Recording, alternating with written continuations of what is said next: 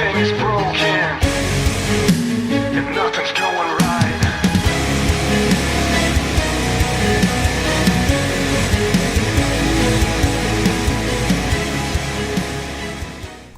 Hello and welcome to Basement Fodder, the only show whose host nearly witnessed a suicide at the swimming pool. I'm Todd. I'm Dave. Holy fucking shit. You know those moments where, like, you see something happening and two thoughts go through your head? One, I should get a camera and start filming this. And two, I might be about to witness someone's actual death. Because of their own stupidity. Because of their own stupidity, yes. So, the pool opened up on Memorial Day. Yeah. And we didn't get to go then. And I didn't want to anyway because there's too many screaming idiots there. But this year at our apartment complex, they have decided in their wisdom to not have a pool attendant. You guys have heard our wonderful stories about the Lanity and the Lanity's children from the old pool attendants that were there. But, like, there's been a big shakeup in the management in our complex, and they just don't have the budget, I guess, for paying someone to watch the pool. So now it's just free reign. Yeah, So, and it definitely feels that way, too. Yeah. So me and Dave and the basement baby went over to swim. And first of all, I'm going to say the second that I hit that water, I became a Ken doll. Like, for the rest of the day. Just not even like, oh, I receded a little bit. No, I was literally smooth down there. Like, Yeah, oh, no, I jumped in and I was like, well, I imagine this is what chemical castration feels like. Fuck, it all just receded hard. freezing cold. Yeah. No. But, so we're there, and it must have been like National Chubby Teenager Wear a Two-Piece Bikini That Doesn't Fit You Day. Yeah. Because there was a lot of that going on. Not that I, had any serious problem with, big, bountiful, young, supple bosoms. But they were, like, wearing ones that were, like, not fitting right. Like, Yeah. That one girl's, like, entire ass was just outside of it. It was like, it was in the middle somewhere, and her ass was floating out on each side. It was probably some sort of form of suppository, like... But anyway. So there was a gaggle of teenagers there. And tweens. And then there was, like, an older guy who's probably a couple years older than Dave and I, and his guitar. Yeah. When I describe what this guy looks like, I finally figured out how to describe him. He looks like Brent Spiner from Independence Day, but, like, 10 years younger and pear-shaped. Yeah. He had the, like, Buddy Holly glasses and the wispy long hair, and was very fey. Yeah. And he was playing his guitar, like, out in the open. You know what? He was cool, too, because for Smartest the person there smartest besides person there, because, like, as soon as he saw this girl get ready to do what she was about to do, he was talking to his friend, he's like, oh, honey, no. Like, like, what is this girl doing? And I was like, she's about to kill herself. We were in the pool, and we started, like, I started seeing, like, these teenagers going and getting the pool cleaning stuff, and I was like, well, maybe they lost something down the deep end. But, like, there's a fenced-off kiddie pool. And the kiddie pool is normally open, but I think because there's no attendant, they're not opening it. Yeah. So, it's surrounded by this big metal fence. It's not like a chain link fence, it's like one of those, like, straight iron bar kind of fences that has spikes on the top because they don't want you to fucking climb it. It's like instant shish kebab. So, they lost a beach ball in there. One of, like, 3 that they had. Yeah, one of 3 $1 beach balls. And one of the girls, who was like soaking wet from being in the pool, decided it would be a fantastic idea to attempt to scale this fence to get the fucking ball. She's using these chairs as fucking a ladder. So our pool is like surrounded by a bunch of those pool chairs. It's basically like a metal frame and like rubber straps. Every pool chair you've ever seen. Well, ours are old and fucking rickety, like rickety. And she has the bright idea to drag one over, stand up on the seat, and then stand up on the tippy top of this rickety bastard and start trying to climb this 8-foot tall fence. Yeah. That has spikes along the top. And all the time while people are like, I don't know if you should do this, she's claiming she did this yesterday. Not this spot, but the other side of the fence, like somewhere down. She's like, I did this before and shit. Nobody believes this for a fucking second, dude. This was not a small girl by any stretch. She wasn't like Godzilla or anything. But she was not a small girl. She was soaking fucking wet from being in the pool, standing on this rickety chair that only went about a quarter of the way up it. Yeah. Like, she did not have a good strategy going Oh, here. her strategy was grab one from the other side, too, and, like, pull it so it kind of builds, like, a pyramid type thing. And I'm like, that's cool, but you still have 75% of this fence with spikes on it to try and climb over in your wet, uncoordinated ass Oh, attempt. God. So we're cringing and cringing. Everyone is staring. Yeah, and you can't look away because it's like, at best, you're going to tear your thigh open, and it'll be a hell of a YouTube fail.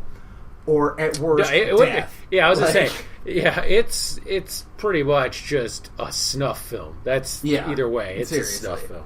So, she tries a couple times, and I swear, she hiked her leg up there, man, and I watched those spikes dig into that fleshy thigh.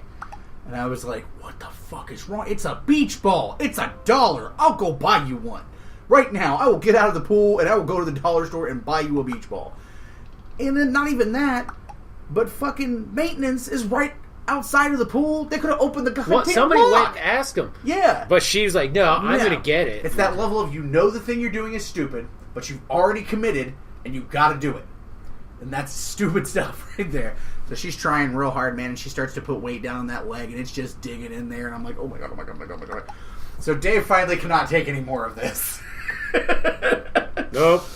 I wasn't even looking the whole time. I was just like, I'm not going to watch somebody die of their own stupidity. He hoists himself out of the pool, and him and Brent Spiner, fat guy, walk over, and he's just like, oh, honey, no. Like, you need to get down now. And, like, basically kind of physically is like, no, get down, get down, get down. Yeah, like, as an adult here, get the fuck off the fence. You're like, yeah, you need to get down. I'll get the fucking thing. Yeah. And I go over, because apparently none of these fucking moronic tweens know how to operate a fucking pool cleaner. The one girl tried to grab a pool skimmer and put it in there without the hose or anything attached to it. Like, this will clean it right. I'm like, this isn't like one of those push vacuum things. I was like, oh my god. So I went over there and I was like, and I did it as fucking, best people could watch me, and I unscrewed the thing, pulled the metal part out to its extending point, screwed it back, grabbed their fucking beach ball, and they were like, oh my god. It took 30 seconds. 30 seconds, and they're like, oh, look, he's so smart. And I was like, yeah. Compared to you. Yeah, compared to you. Fucking Jesus Christ. Compared I must to be you, a goddamn genius. Smart. I must be a goddamn genius. So, needless to say, it was a banner trip to the pool. But that was the first one of the year, and the only one we've done so far, because it's been, I don't know, the water's too cold. I need to wait until it warms up again. But it's been a while since we've gotten to record because of work schedules. I feel like I say it's the beginning of every show now. Yeah, it basically is. Yeah, I mean, we just can't format. We have to go when we can. That's how it is right now. I mean, yeah, because, like, we both work thirds, but my day's off for Saturday and Sunday. Yours are Wednesday, Thursday, It's just hard to find a time where one of us isn't asleep or having to go to work in 5 minutes. Yeah, pretty much. But it's been an eventful couple weeks. We did the Jim and Dan show about, was it 2 weeks ago? Mm-hmm. Yeah, I think it was 2 weeks ago. 2 or 3 weeks ago, yeah. We did the Jim and Dan show out at Wright State. That was a great show. We got to hang out with Mike Watson. He went with us. That was super fun. We'll always love to take Watson somewhere. That was fucking... I got to share a table with him. That was the best. You get to sell your horror t-shirts? Yeah, which actually did pretty well. The horror movies actually was the thing that I didn't expect, because I had sold a few t-shirts, hadn't sold any of the movies, and then this guy comes around and he's looking through them and stuff, and I'm like, they're $1 DVDs and stuff, and he was just like, okay, I'll take them all. And I was like, do what? He was like, yeah, I'll just take them all, because apparently this is what he does. He buys horror movies and then, like, I don't know if he resells them or does something like that, but basically goes everywhere he can to find obscure horror movies and then resells them. And I'm like, that's cool. You buy them. And so he bought all of mine and a bunch of mine and a bunch of yours. And then a bunch of people bought T-shirts. So I was like, man, we more than paid for the table. Yeah, I was like, well, we know T-shirts and DVDs are a good deal. Watson did pretty well. Yeah. And then I somehow unwillingly convinced him to spend most of the money that he made. You're a bad influence on our friends. Okay, in my defense, I did not tell him to go buy the damn figure right there, right then. Mike has some impulse control issues he needs to come to terms with. Stop blaming me for how he spent his money. Okay, because he had his... when he did his setup, he had his custom figures for, like Hot Shot, Vigilance, and all that. Well, his Hot Shots on an old school Legends body. Yeah. And the flaming, thing that he has for his hand was from the old Iron Fist, but it looks like shit. Yeah. And that's not Mike's fault. That's just how they designed that stupid accessory. It looks like shit. So the new Iron Fist had come out, the one that had the smaller, skinnier, lithe frame and stuff that we were both, it's the perfect one. It doesn't have the collar or anything.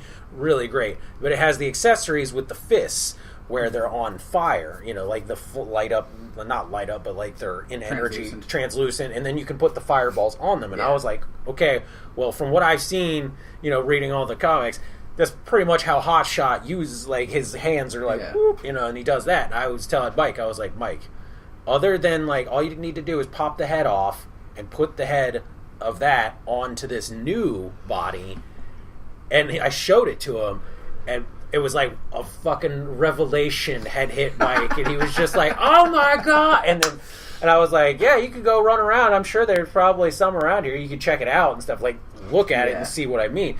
Motherfucker just got up, ran off the table, and fucking found one, and then ended up buying it, and basically spent a good portion of the money that he made and shit. And he was like, God damn you. And I was like, hey, motherfucker, I just gave you an idea. I didn't say go spend your money right now.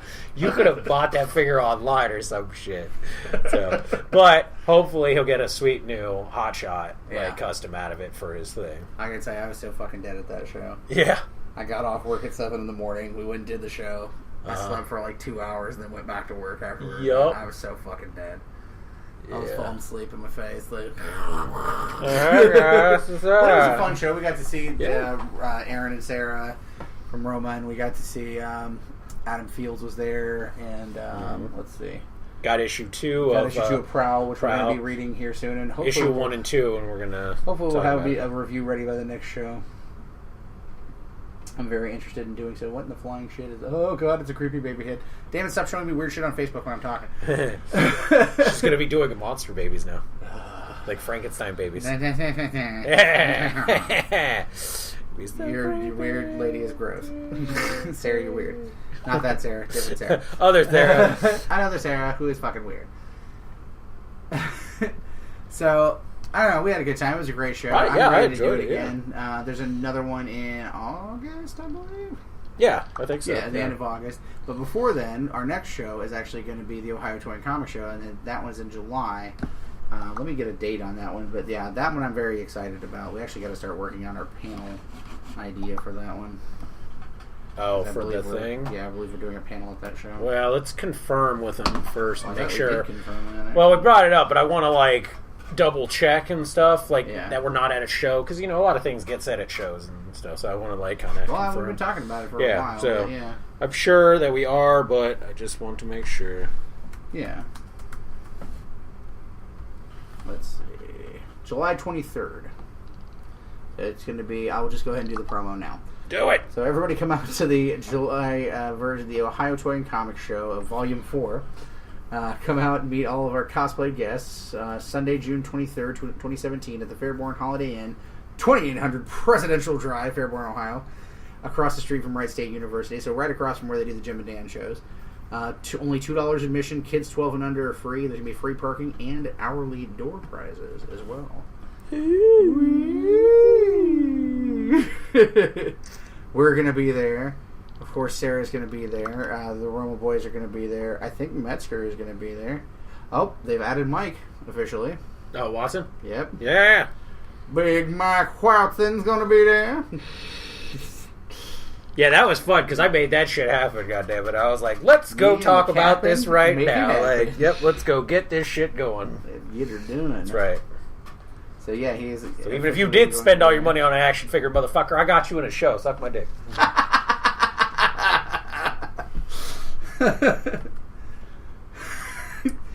No. Well, not literally.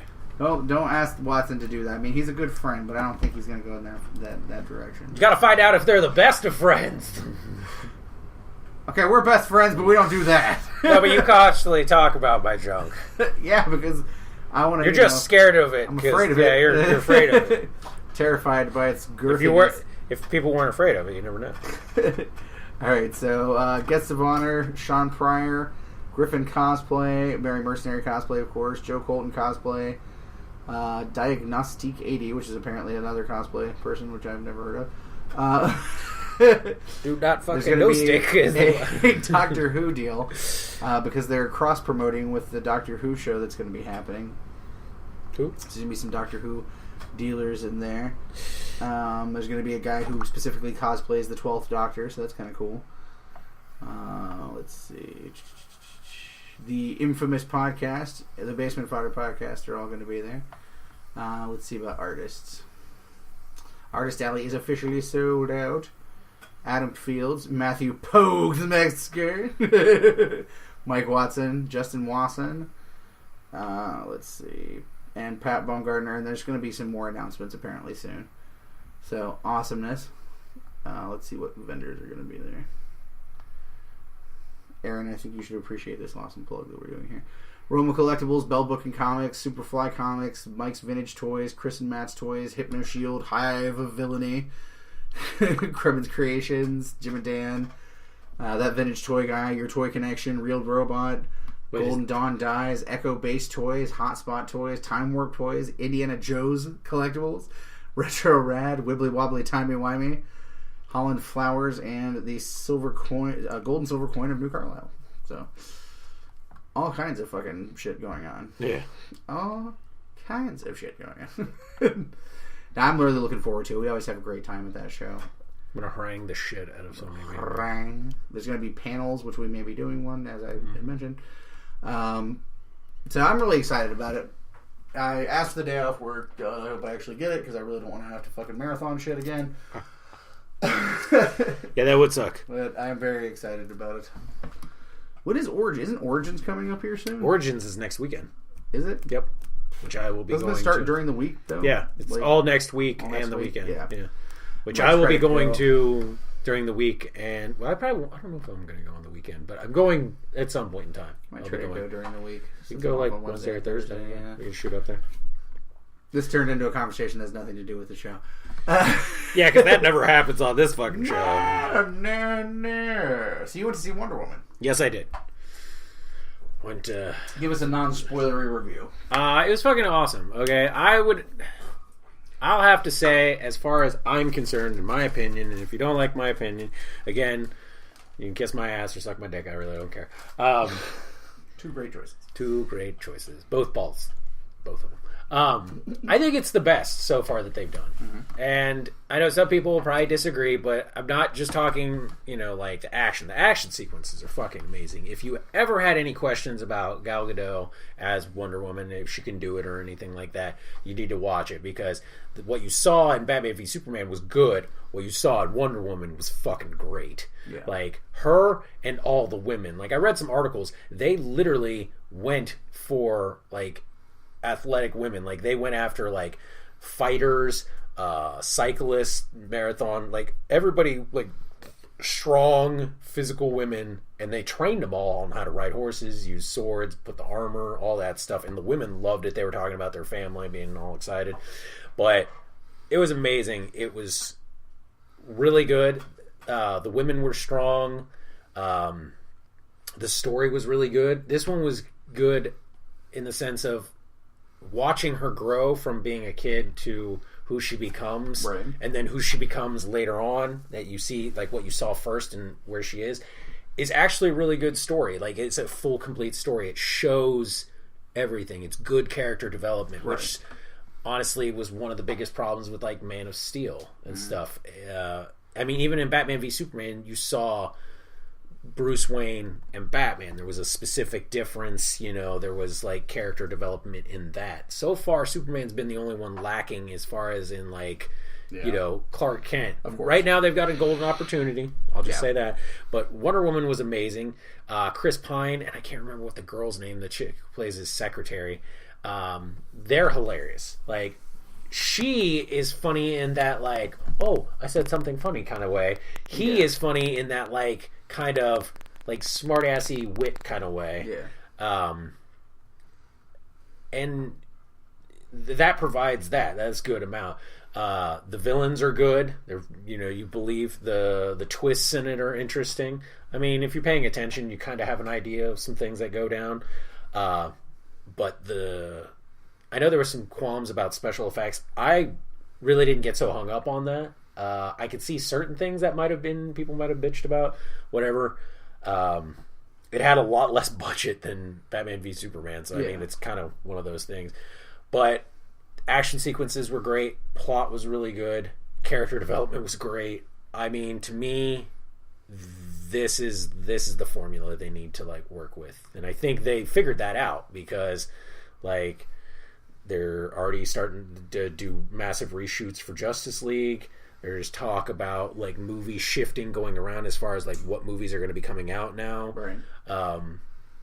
It was good. I mean, Robin Wright Penn, her character was amazing. Yeah, she was a badass. That character, yeah. She is. She's a fucking beast, dude. Like, she's beautiful, but she's a beast. She's covered in scars. She, in their mythology, is literally the peak of their like badass fighters. She from day one was the shit. Like, she was the Wonder Woman. You know, she was the fighter, and that's who trained Wonder Woman, Diana.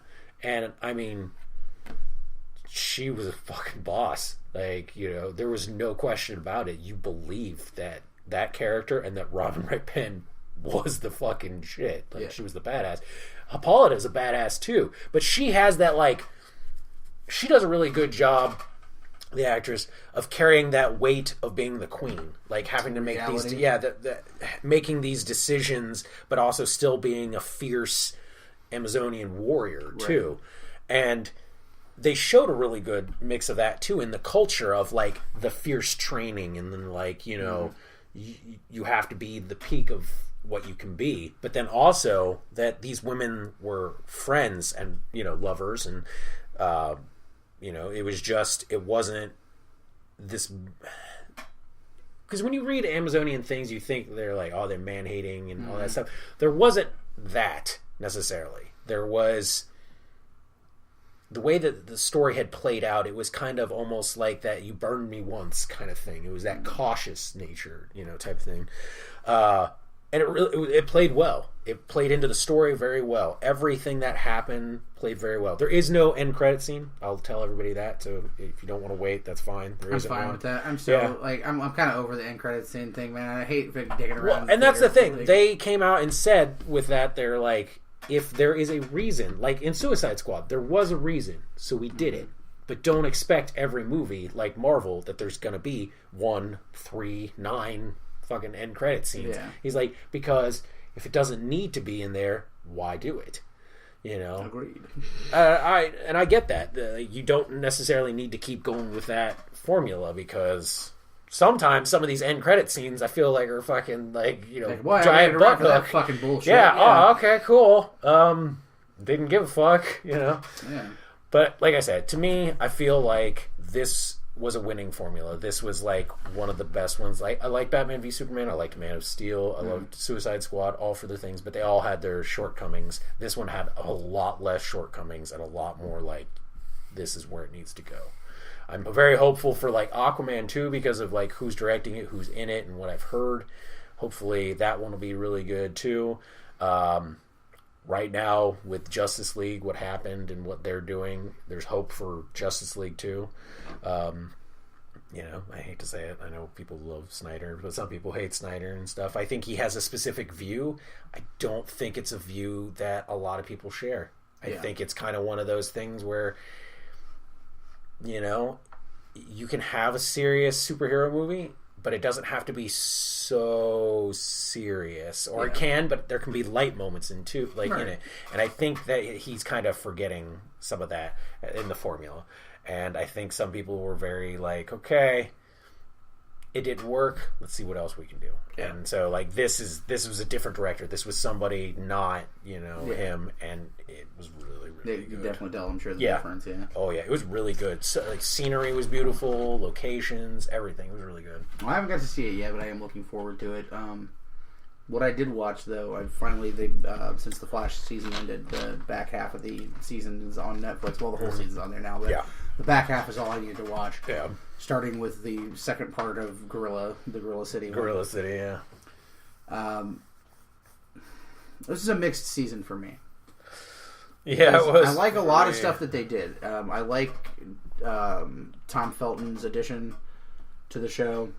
At first, I was a little... Yeah, at first I was like, I really don't need fucking Draco Malfoy, like, on the Flash and shit. Because the way they brought him in was very kind of, like, harsh. Super like, adversarial, So. But by the end of the season, I really started to like him. And I like him as an actor. He's actually a pretty damn good actor. And he fits well with the chemistry of the show. I like, there's been a lot of stuff with Jesse Quick this season, which I like. The stuff with Wally has been pretty decent, although like I flip flop on whether I like the guy who plays Wally as an actor or not. Like sometimes I like him, and sometimes I'm just like, oh, you suck. I think that like Tom Cavanaugh has really showcased his abilities this year. Hands down, Tom Cavanaugh's the best actor on that fucking show. I don't know, man. Fucking Joe West. Joe, the guy who plays Joe, is my solid 2. He is definitely, as Joe, he's amazing, but Kavanaugh wins it for me because he has such versatile. A range. Yeah, he's so versatile. Like, so versatile. Yeah. And everyone that he creates, it gets you. Yeah. And you are invested in every version. Yeah. And it's never one of those things where you're like, I didn't like that one as much and stuff. You may think it at first, but then eventually he gets you. My favorite Wells is Earth 2 Wells. That's like... The dickish one? Well, he's a dick, but he's a good person. Like, I don't know. Like, he's ultimately a good person, but I like him because, A, he's a dick, and B, like, he doesn't take shit. And C, he's all about, like, the job must get done, no matter the cost, that kind of thing. He's the Ollie Wells. Yeah, he is kind of like more like Ollie and shit. And then like HR this season has been like kind of a goofy sort of departure. It reminds me of a lot when Tom Cavanaugh did his guest spots on Scrubs and shit as JD's as a brother. Yeah. But like he's been a fun character, and then they introduced a love interest for him, which I love the actress. She was the one who played Wilson's girlfriend on House. She was also one of the Amber. Yeah, she was also one of the girls from the White Chicks movie. Like one that of the was girls from White Chicks, the sisters. She was actually in the original pilot for Psych. She was the female lead, but she got recast before they went forward. Really? Yeah. I would have kept her, man. Yeah. Well, I like the other chick too, but yeah. I probably would have kept her. But that chick and fucking James Rhodes ended up getting married too. So well, lucky for them. Yeah. But yeah, no, I like her a lot, and she was a nice little addition too. They've used Gypsy a lot, which I'm a fan of the character and also a fan of the actress that they got to play her. And they've like kind of Cisco has more embraced his abilities and stuff this season. So there's a lot of good there. And then there's fucking Barry and Iris. And then there's Barry and Iris, which is an irritating Lana Clark Smallville relationship at this point, which is annoying. And then there's Savitar, which I find to be a shitty villain. I'm sorry, and even shittier once revealed who he is. Yeah, like, once you find out who he is, it's the biggest fucking, like... Alright, so here's 27 minutes, 50 seconds in, spoiler alert. If you have not seen the rest of Flash and you don't know who Savitar is, I don't know how you wouldn't at this point. I knew it before I watched it, but... Yeah. Savitar is a time remnant of Barry, Future who Barry. has pizza face. Yeah, Future Barry. Yeah. Future Barry, who has pizza face. Yeah. So there's an episode that Tom Cavanaugh actually directed the episode, and the episode is directed very well. Called Once in Future Flash, where Barry goes into the future 10 years to see if he can get the information on who Savitar is in order to beat him. Which that is a really good episode. It's a great episode, but we get Emo Barry in that episode. Oh my god. Emo Barry looks like fucking Tobey Maguire Spider-Man 3. Worst Barry, best costume. Yeah. Worst Barry, best costume. His costume is like the modern, but the more... It's more comic accurate, I would say, color-wise. A lot more yellows and the golds with the lightnings and everything. Lighter red. Yeah. It's definitely... It's good because you see where the costume's going. You know, and they've already talked about that the costume's getting an upgrade again, like Oliver's did. Yeah. And I'm like, sweet, but god damn it, he's got a fucking swoop. He has AJ Styles hair. He's got AJ Styles hair. Yeah, he's got a jet black Tobey Maguire Spider-Man 3 evil Peter Parker fucking Bieber swoop going on. Yeah. He's got fucking the black clothes and like, oh, Iris is dead, so my whole life doesn't matter anymore. Even though I've literally dealt with death and adversity my entire life and it didn't break me up until now. But this one did. It did break him, though. It fucking made him persevere even more. Flashpoint? No, it did not. Flashpoint was fucking stupid, too. Yeah. I'm sorry. But... So far, the only death that he's moderately handled well was his mom's. And that's because he couldn't do anything about it. First time something happens where he could do something about it, Dad, Flashpoint. Yeah, that's what I'm saying. That was a mistake. Iris dies. shit goes crazy again. This is what Barry is like. Yeah, I hate to just say it. I don't know. This is where TV Barry and comic Barry are very different. Oh, yeah. And honestly, this is the one fault I seriously have with Barry on the show. Is that he just fucking does not deal properly with anything. When it comes to, like, death or, like, his loved ones and Yeah, shit. but, dude, to be real, nobody deals with death, Nobody right? deals with it well, but, like, fucking, I don't know, I just like the way he's written better in the comics. Like, Yeah.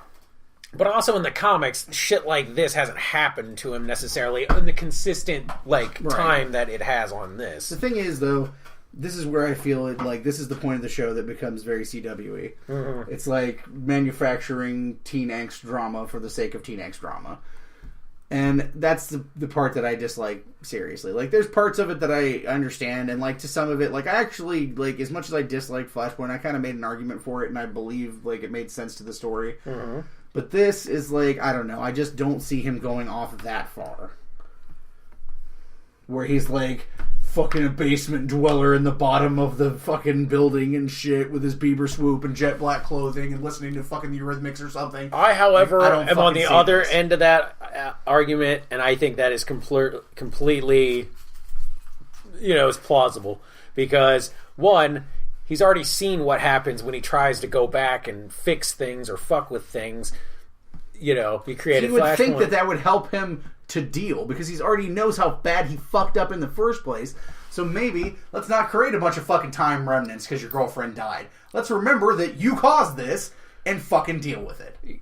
Yeah, but that's not how a young person's gonna deal with it when they have the powers to do what he can do. That's the other problem with this, is like, they've never really in the story built too much responsibility with it. Like, there's a lot of consequence, but responsibility not so much. So the one time he's responsible and doesn't necessarily travel back in time. Yeah, he creates a bunch of time well, I don't know if he creates a bunch of them. Well, he created multiple time remnants, and fucking Savitar slaughtered them all but one. Yeah. So, I mean, it's the next best thing that he can do. But honestly, him going super fucking depressional makes sense, because all those other losses that he had one person to rely on with him, and that was Iris. And then but he also had Joe as well, and Joe was still there. So he had a support system still. He had even more of a support system, because he had all of his friends too. Yeah, but it was not... There's nothing that substitutes for the love. Yeah, that's the thing. I don't know. They've also showed this with, like, this same thing with Clark. Anytime that Lois was ever killed, that's when Clark would lose his fucking shit. That's the thing. Like, that's their breaking point in, like, at least in DC world. Yeah. Is the love one, you know? In alternate versions, at least, too. Because, like, with Injustice, that's where, you know, Clark fucking killed Joker. I guess for some reason, I don't know why, it doesn't bother me as much as Superman, because Superman has a naivete that I understand, but Barry in the comics does not really have that. But this Barry does. But also, it's weird to me. Okay, but here's the other thing, too, that you also have to remember, and this was even said in the show, that right now, the timeline that they're on is not the original timeline that Barry was supposed to be on. Yeah. Because Wells had to jumpstart Barry getting his powers. Barry got his powers later on in life when he was more mature.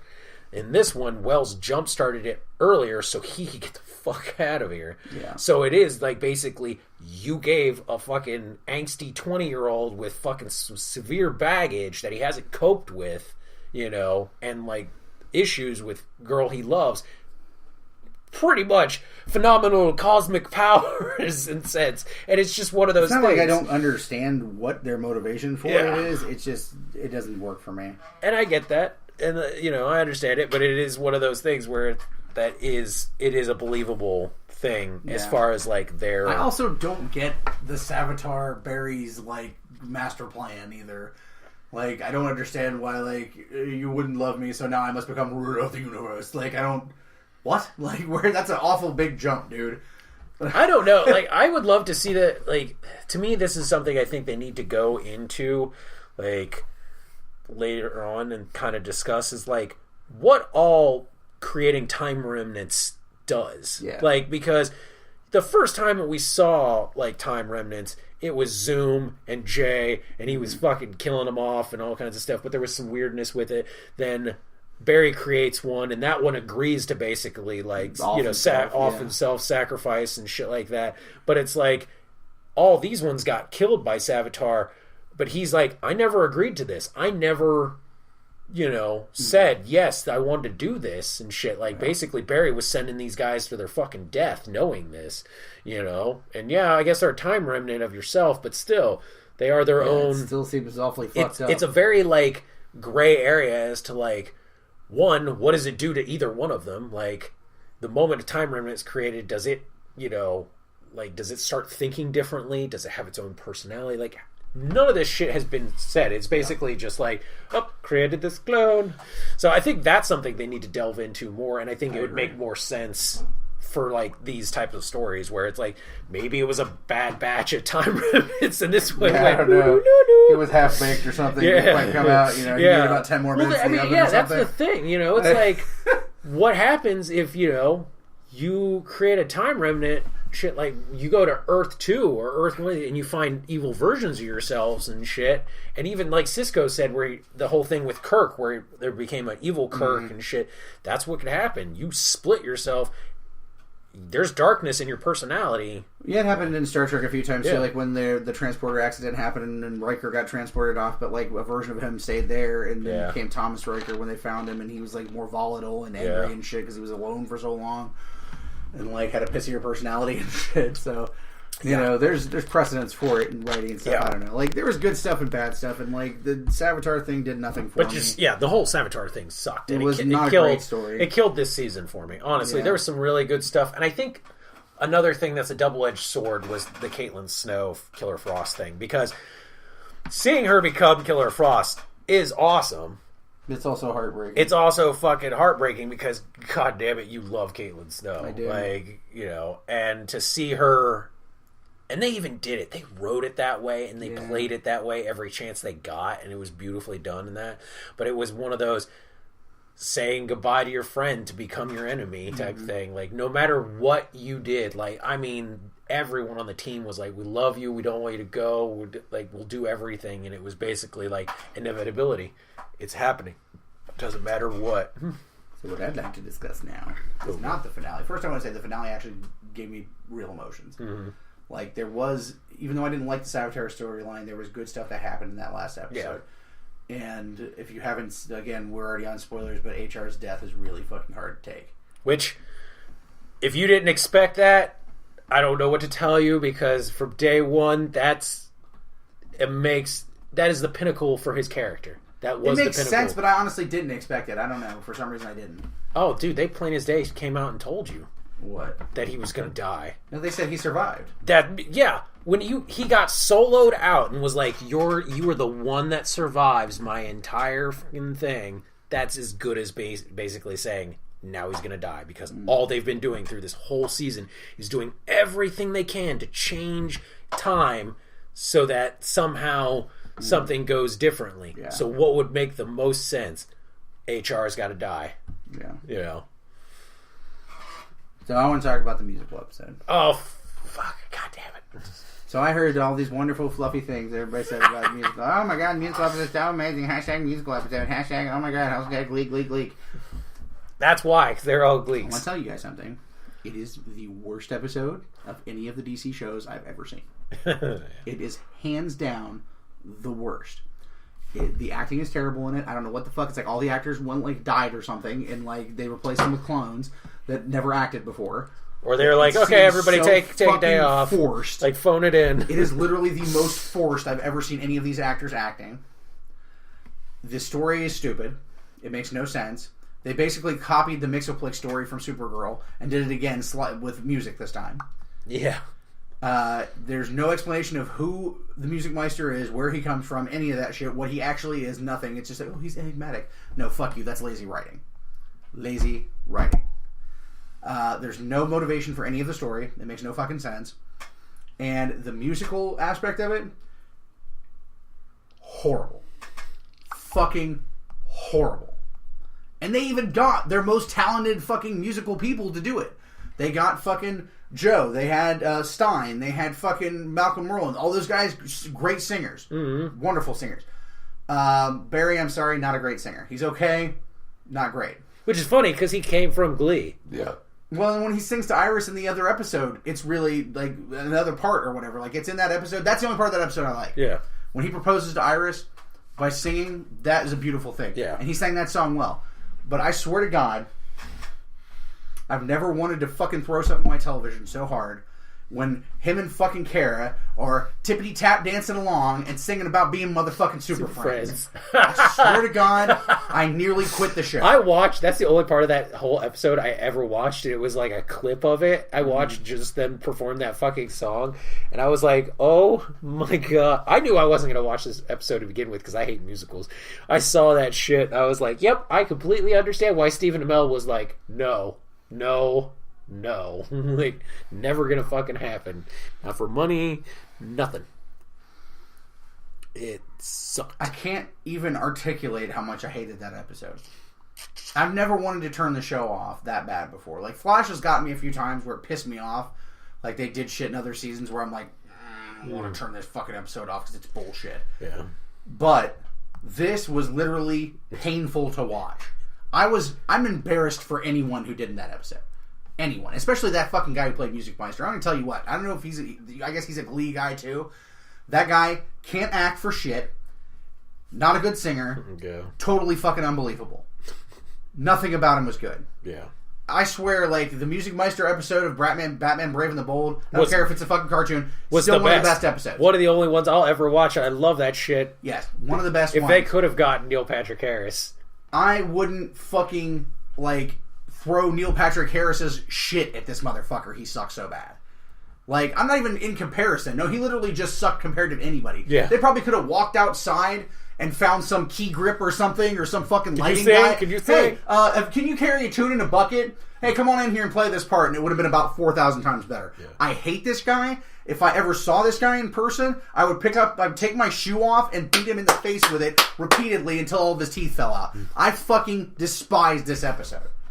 It was the worst, the dirt worst, and I will never, under any circumstances, watch any of it again. Yeah. And what pissed me off even more, there was no plot development in it.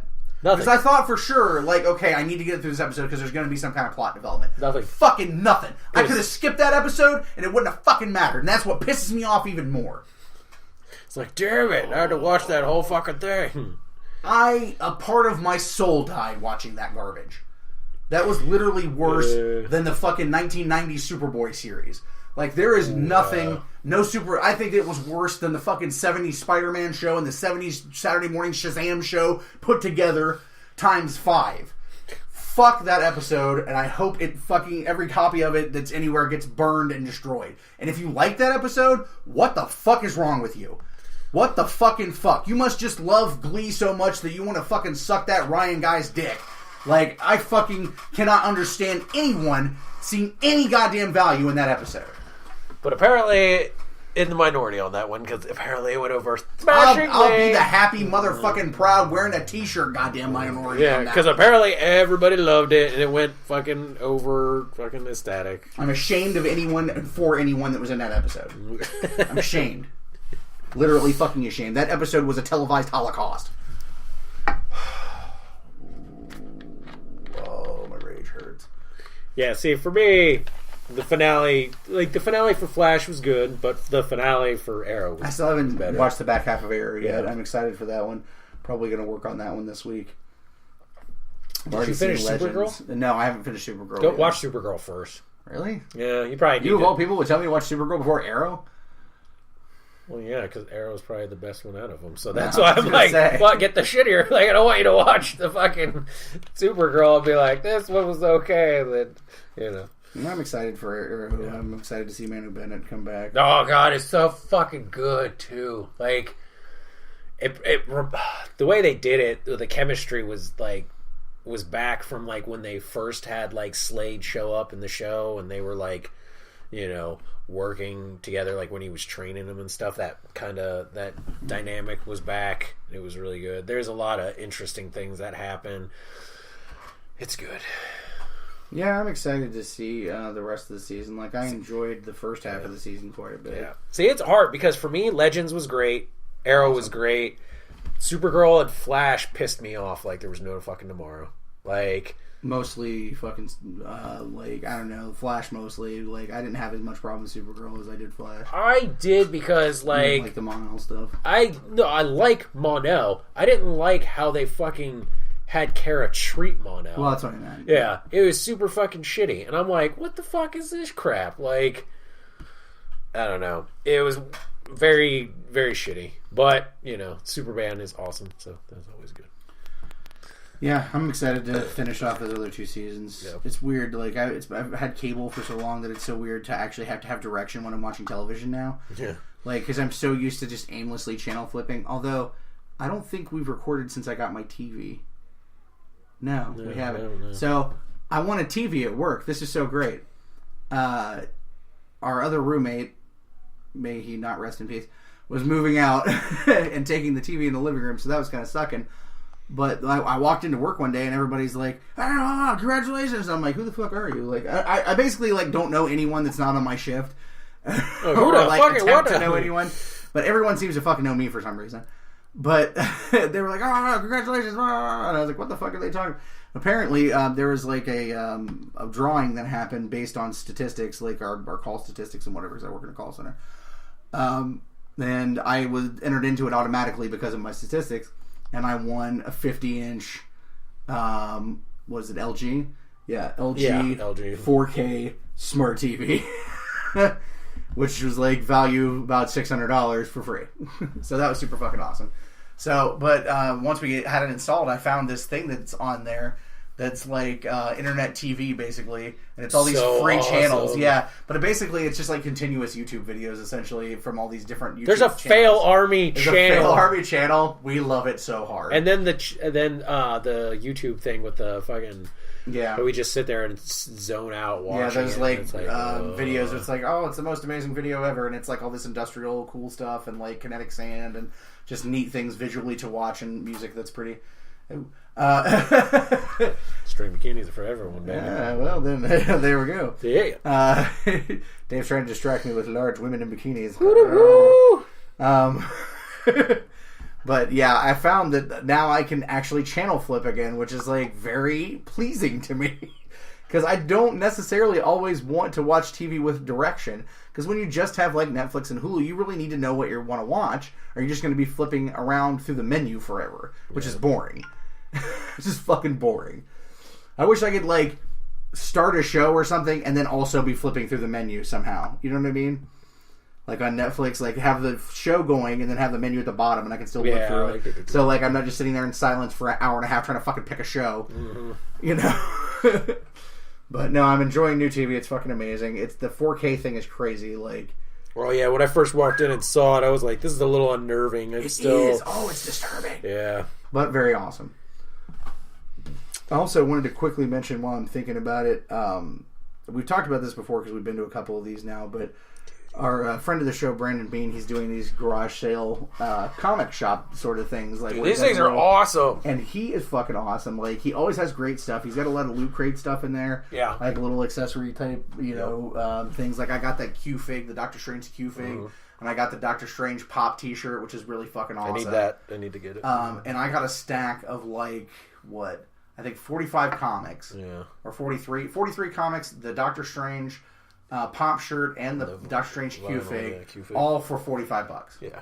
You can't beat that. Yeah, These are all, and I was getting like full 12 and 13 issue runs. Yeah, that was the other thing. It was like new comics. Yeah, when I went there with you the one time, man, it was like you find like huge chunks of a run. Like it wasn't just like oh look at like with Half Price where you could find like 3 or 4 and maybe like 1 or 3 or something was missing. This one, it's like he's got pretty much like the whole continuous chunk and stuff, and it was really nice. Yeah, he buys out collections from people, and then he set up kind of a little comic shop in his garage, and he does these sales like every couple months and builds up stuff or whatever, and then like he also buys collections like I was saying from people. So if you're interested in selling your collection, you may want to talk to him too. But if you go to at Beans Comics on Facebook, Beans Garage Sale Comics, BEAN''S, you can check it out. He's, if you're familiar with the Columbus area, he's out close to, I would say, Hilliardy. Yeah, it's like not too far. It's actually about maybe 10 minutes from here. Not even that, probably like less than 10 minutes from where we are. But no, he gives great deals. He also has he's got a shitload of dollar comics, but he's also got a lot of high value comics and stuff too. Like there was first appearance New Mutants was over there when I was there. There was first appearance Harley Quinn. All kinds of like different really good high value comics and stuff too that he really sells for great prices. So I would highly recommend it. If you go out there to one of his sales, I think he's having another one here in August or September. I'm not sure which one yet. As soon as we find out, I'll let you guys know. But yeah, tell him that you heard about the sales on the show, and I'm sure he'll be happy to hear it because he's a fan of the show and a friend. So I had a blast there. I got a shitload of comics I haven't even got to read yet. You'd be really hard pressed to come out of there with very little. But no, it's a really great thing every time, and he always has great stuff in there. Let's see. What was that Kickstarter you were checking out earlier? Did you want to talk about that? Oh, yeah. I haven't done any Kickstarters of the week this week. Yeah. Oh, God. Holy shit. Okay. So, like I'm old and broken. You severely beat yourself to death I'm first? old and broken, and shit's just all fucking... so it's called Weekend Warrior. It's by Fell and Fair. They describe it as a cinematic experiential event where ordinary people will join in an extraordinary adventure. This is another weekend LARP thing, but for this one, it's different factions, but they're adding a cinematic element to it because apparently, not only are you going to be characters and stuff, but you're basically kind of making a movie. Right. It's an experience and a movie being made at the same time. They've partnered up with LARP Box, Kalamazoo, Knight's Armory, a bunch of different places, and they've got a few different things that you can do. You can go and rent the whole outfit, you can get boots, belts, tunic, pants, and a weapon, and they'll rent it to you for the weekend. And you can pick what faction you want to be in. Right. Or there's another one for maybe $100 more where you buy everything. You basically get all that same stuff, but it's yours. You get to take it home with you. And for the entire weekend, there's all kinds of... It's like a Ren fair mixed with LARPing, mixed with a bunch of other stuff. And you're playing these characters and you're in these factions, but you're also getting the chance to be in a cinematic video, a movie. Yeah, it sounds pretty fucking awesome. And you're playing your character, so it's not like you're necessarily scripted. There's probably things, from the NPC characters that are scripted, but however you turn it out is kind of how it turns out. Right. It's a free form movie based off your characters, and I think that's pretty badass. I'm probably looking at doing it. It's supposed to happen in the fall, but right now it's going on. They're at 13,638 of their 35,000 that they're looking for. It's got 13 days to go, so hopefully it can get there or get really close. If you guys want to check it out, like I said, it's called The Weekend Warrior by Fell and Fair. The video they have looks amazing. I mean, these guys are all completely dressed. This looks like... I'm a huge fan of the Mythica movies, and these very much remind me of that. Very kind of, more practical-looking fantasy, highbrow fan films or, lower B-rated... Not bad B, but, really good B fantasy films.